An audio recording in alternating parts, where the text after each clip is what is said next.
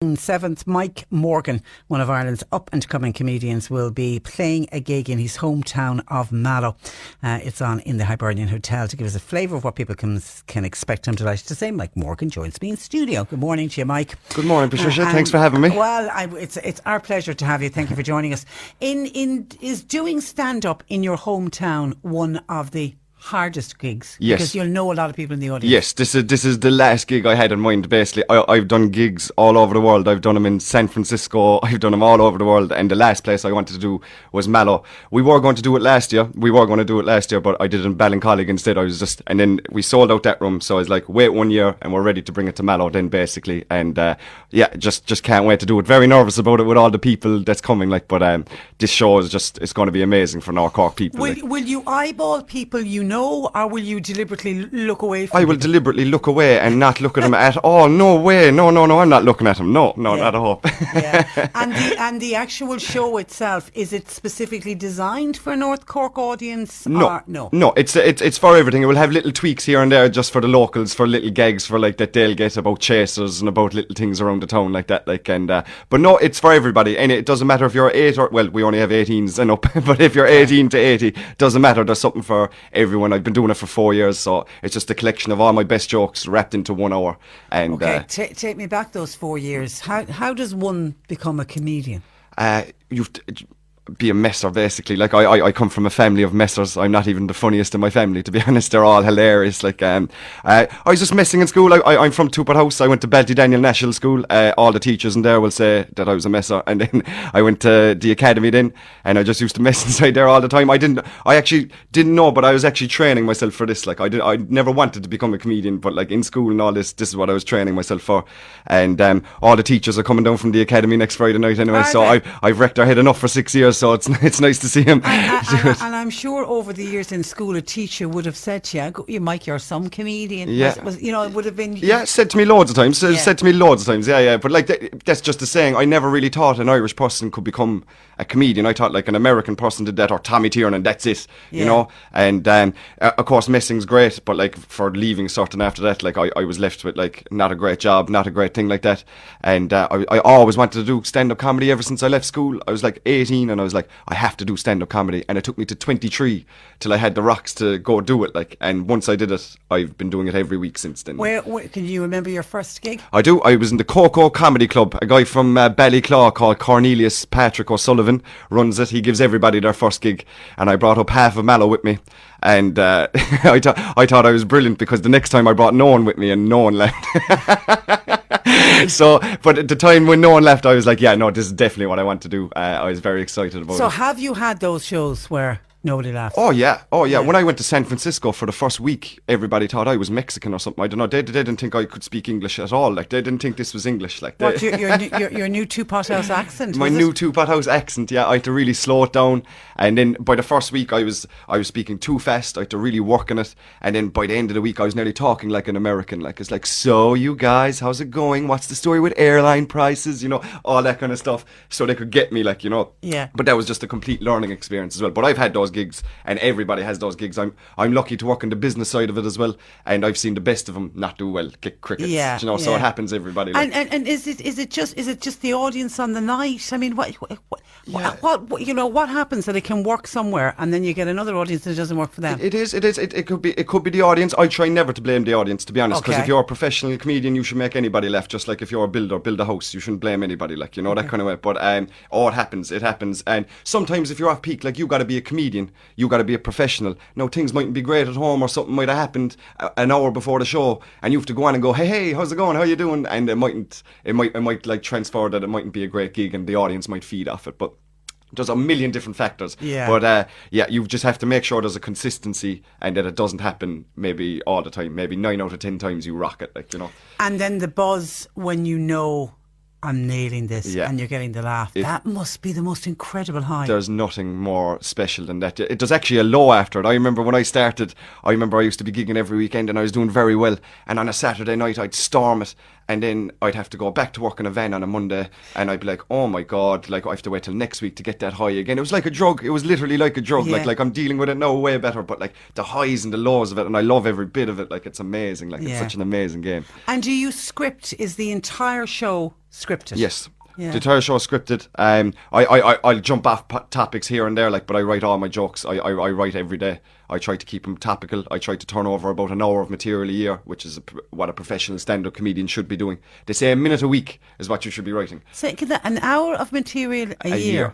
A year is what a professional comedian should be writing. Now, it sounds easy. It's not. Yeah. It does sound very easy. Yeah. But for you to write an hour, for you to write one good minute, you have to write 20 terrible minutes. All right, do you get me? All right, or you might have to write 12 minutes and cut it all down. Like you might write a 12-minute bit, it might only be a 2-minute bit by the time it's fun and done with. You know, that kind of way. So they say if you write a minute a year, that's 52 minutes, or a minute a week, that's 52 minutes a year. So you have a show a year on Netflix, and that's what they do. That's incredible. Yeah. And do you do that every day? Every day. Yeah. Every single day. Are you very structured in it? Are you structured, I'm going to sit down now, I'm going to write? Sit down, I'm going to write it, whether it be a sketch, whether it be like booking X or writing comedy. It'll always be comedy based. I sit down, I go to same cafe in Corks City every week and sit down and write jokes, and love it, absolutely love it. And where do you go for inspiration? I go for inspiration. The Kino in Cork, there's this little coffee shop called the Kino, and everybody's very artsy inside there. Like it's not everybody's writing, like no laptops, it's all pen and paper, and there's like nice music in the background, and I really like it there. That's where I feel I can write the most, like, because I need to be by myself and with my own thoughts. Like I won't just watch TV and go, oh, that's funny, I'll write my own joke about that. I need to be. And you don't wake in the middle of the night with the pen. Oh, I need to write that down. Oh, that happens. Yeah, that happens a lot as well. You might have something and go, quick before I forget, write it, because you'll forget it in the morning very easy. Like you have to keep topical. And who makes you laugh? Who makes me laugh? Dave Chappelle, Kevin Bridges, Richard Pryor, all the African-American comedians from the 70s who have nothing to do with a fella from Tupper House. But yeah, all those guys have given me inspiration. And just all my family and friends, and everybody around Mallow's a comedian. Like, that's the thing. Like you go to a pub here, you'll have the night of your life here, because Mallow, they're all hilarious. And that's what was a big thing of me waiting on to put on a Mallow show, is like I want to make sure it's perfect for people, like, you know, that kind of way. Is that a Cork thing, though? Do you find that everywhere? Cork people Cork are just funny. They're just hilarious. Cork and I put Kerry into that bracket, are the best storytellers I'll ever see in the world. You could go anywhere around the world, a way a Cork person will capture your thoughts and everything by the way he talks. Like, and Cork comedians, I could tell you a Cork comedian before his accent, because his jokes are storytelling, not one-liners, storytelling. You know, and I'd be similar to that now. That's yours are the same. Storyteller with gags in between, like, you know. You build up to the story. You're getting really good on Facebook at promoting yourself, and it's one of the things of that comedian. That's what you have to do. Yeah. The 5 things you need to know. The first one you put up was Mallow. It was. Just tell me about how they came about. You've done both of them and can't talk since. Yeah, I used to work. I used to be a support act before for a guy called Ross Brown, who taught me so much. He taught me it's not just being funny. You got to work hard online. No one's going to sell tickets for you. You got to do it yourself. So I was thinking, I got a Mallow show. I've loads of things to say about Mallow. I'm good at accents. I'm good at narrating. I'm good at any accent, really. So I said, look, let's put an American accent here and do a documentary and all these. So I was like, 5 things you need to know. Slag Chasers, slagged all of that, and got a great reaction. Chasers, to people outside the area, is the late night bar. You haven't lived in Mallow until you've been to Chasers. Yeah. As I said in the thing, where 4 generations of the same family go on the pull at the same time. So I put that accent on it. God, even Dinny Murphy was delighted with it. Who's the owner of Chasers? But it was brilliant. I made one about Doneraile, Kentuck, Butterfint. I'll be making a couple of more as it all goes on, because it's getting a great reaction. And no one's ever taken offence. Yeah, they have. Doneraile had to be taken down, actually, because it was offensive to some of the people in Doneraile. No, I understand that it's a comedy page and not a fact page, but I didn't have to take it down. I just took it down because if it was offending 1 or 2 people in the school, in Nagle Rice School, I said I'd take it down like that. And you live very close to Doneraile. Yeah, I do live very close to Doneraile, so I don't want to be killed. No. All right. And somebody says Tom O'Connor always said the best place to get material was in a pub in Ireland. Yeah, and you're right. If you go to any pub there. Yeah, there's a pub there in Cecilstown. I used to live out in Cecilstown there for 2 years. Tom Lyons out in Cecilstown, and a lot of my material comes from those old fellas up in the stool as well. They're naturally just hilarious. Like, brilliant characters. Johnny Bongo says, best of luck, you're an amazing guy. Thanks, Johnny Bongos. Johnny's a great musician and drummer from Mallow. Oh, and is it now your full-time job? Yes, I've been doing it for 4 years. You're out of the van now, I'm out of the van. I quit my job about 1.5 years ago to do it full-time. I've opened up a club in the Mardyke Entertainment Complex called the Wonky Donkey Comedy Club. I used to work in City Limits for 2 years. I was the MC I was the resident comedian in City Limits for 2 years. Great club.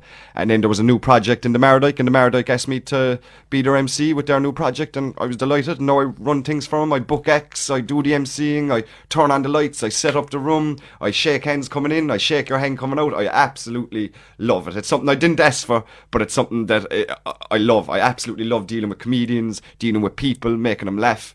I just absolutely love that side of it. Are there a lot of people like you trying to make it in the comedy circuit? I think right now the Cork comedy scene, the Irish comedy scene, is absolutely exploding. There must be about 35 comedians in Cork right now. You can do comedy every night in Cork now. When I started, you could only do one night, and that was it. It was a Saturday night, and that was it. Now you can do every night. Every night. I run an open mic as well, and if there's anyone here thinking about becoming a comedian at any time, if you know anybody that's getting in trouble in school for messing, there's a place like us for us up in Cork. We're like the X-Men. Come up to McCronan's. It's Cashman's Bar on Thursdays, and you can have 5 minutes of jokes. Just go on up. It's open for everybody. Anybody that wants to tell jokes. And the Wonky Donkey then's Friday night, which is a professional club, which is €14 a ticket to get in. Yeah. Okay. And hecklers? Do you get hecklers? All the time, every time. I love them. I love hecklers. Oh, I love hecklers, lad. Yeah, I love it. You see, my style, I play a guy that's like, I'm not aggressive, or I won't slag you, you see. Like, I play a nice guy, happy-go-lucky guy on stage. So if a guy heckles me, I have to stay in that character. Because if I go into a guy, hey, no, you do this, and then go back to go, hey, like the people go, no, you just turned into a monster there. No, you're a cute guy. No, forget about that. So I always try both of us to leave with a bit of respect. Do you know that kind of way? I won't try roast a fella, but there'll be guys there on the bill that will try roast them. That'll be their game, like to deal with hecklers, you know. All right. So tell me the plan then for Friday night. It's there will be others. There will be others, yes. Yeah. I've called in huge favours. The guy who gave me my first ever gig, and he runs the Coco Club, Cornelius Patrick O'Sullivan, will be the MC on the night. A guy who won Cornelius Patrick O'Sullivan. Patrick O'Sullivan. He just makes it long to be annoying. He could just be Con O'Sullivan, but he's just annoying. Okay. I was just going to say, we just call him Con. We could, but he'd kill me if I called him Con. His baby's actually due today. So he's gigging with me tonight. I don't know. And also the guy who won Show Me the Funny, which is Ireland's most prestigious award, is coming to support me as well. I won't be able to afford him. It's only that he's my friend. He's coming to help me. So this is genuinely going to be the best show over the country, genuinely, in Mallow next Friday night. You can get your tickets on Eventbrite for €12. So type in Malifornia Love and they'll be €12, and at the door they'll be €15. So you can save a few pounds by getting them online, and it's going to be amazing. I can't wait. I wish it was tonight. Well, enjoy every moment of it, Mike, and it was a real pleasure to have you, in studio this morning. Thank you for that. Good luck with it. Thanks for joining us. That is Mike Morgan. You're listening to Cork Today on replay. Phone and text lines are currently closed. You can stop calling us, please, because I need to free up the phone lines for our Mike Morgan tickets. Our winners are Marion O'Regan from Cullen, and Cecilia Roach of Trishanbeg in Mill Street. Congratulations to you both, Marion and Cecilia, heading off to Mike Morgan's gig in the Hibernian Hotel next Friday night. Tickets on Eventbrite, and they'll also be available at the door. And once again, good luck to Mike, and our thanks to him joining us in studio.